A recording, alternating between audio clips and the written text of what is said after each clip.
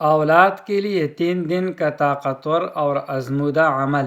دوستو، اگر آپ طویل عرصہ سے اولاد کی نعمت کے منتظر ہے تو آج کا یہ عمل آپ کے لیے خاص ہے۔ یہ وہی 2 وظیفے ہیں جن کی ذریعے انبیاء کرام نے اللہ سے اولاد اور نجات کی دعا کی اور اللہ تعالیٰ نے معجزانہ طریقے سے قبول فرمائی۔ اللہ تعالیٰ آپ کو نیک، صالح اور فرمانبردار اولاد عطا فرمائی۔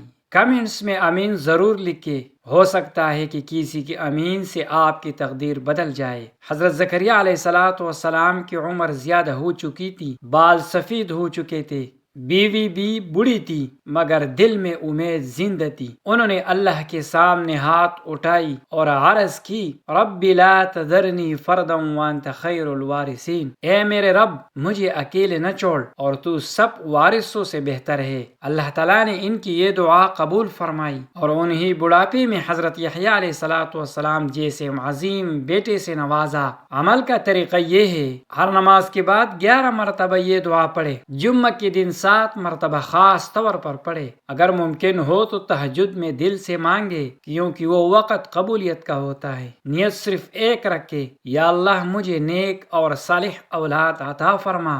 یہ عمل آپ نے 40 دن تک مسلسل کرنا ہے۔ یقین رکھے اللہ وہی ذات ہے جو بے اولاد کو اولاد دیتا ہے۔ دوسرا وظیفہ ہے حضرت یونس علیہ السلام کا ذکر نجات۔ حضرت یونس علیہ السلام جب اپنی قوم سے ناراض ہو کر چلے گئی تو سمندر کے لہروں میں پھنس گئی۔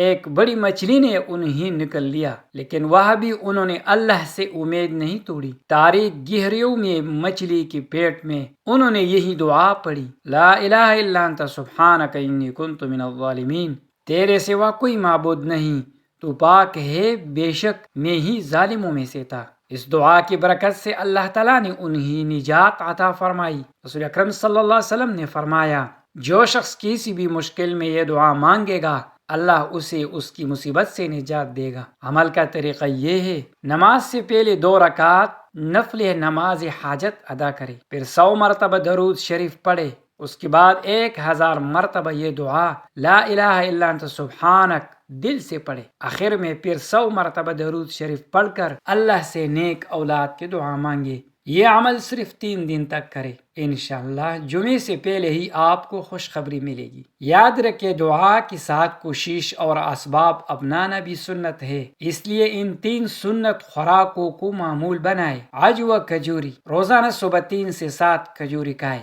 یہ جسم میں طاقت پیدا کرتی ہے، خون کی روانی بہتر بناتی ہے اور ہارمونی توازن قائم رکھتی ہے۔ زیتون کا تیل، قرآن میں اللہ نے زیتون کی قسم کھائی ہے، یہ تولیدی نظام کو مضبوط کرتا ہے اور بچہ دھانی کی سوزش کو کم کرتا ہے۔ کلونجی، نبی کریم صلی اللہ علیہ وسلم نے فرمایا، کلونجی میں موت کے سوا ہر مرض کی شفا ہے، یہ ہارمونی مسائل اور بے قاعدہ ایام کے لیے بھی مفید ہے۔ آخر میں دعا اللہ تعالیٰ سے دل سے مانگے، اے رب کریم، جس طرح تو نے حضرت زکریا علیہ السلام کو یحییٰ علیہ السلام عطا فرمایا اور حضرت یونس علیہ السلام کو مچھلی کی پیٹ سے نجات دی، اس طرح مجھے بھی نیک، صحت مند اور صالح اولاد عطا فرما۔ آمین۔ کمنٹس میں آمین ضرور لکھیں، کیونکہ ممکن ہے کہ آپ کی آمین ہی کسی کے لیے قبولیت کا سبب بن جائے۔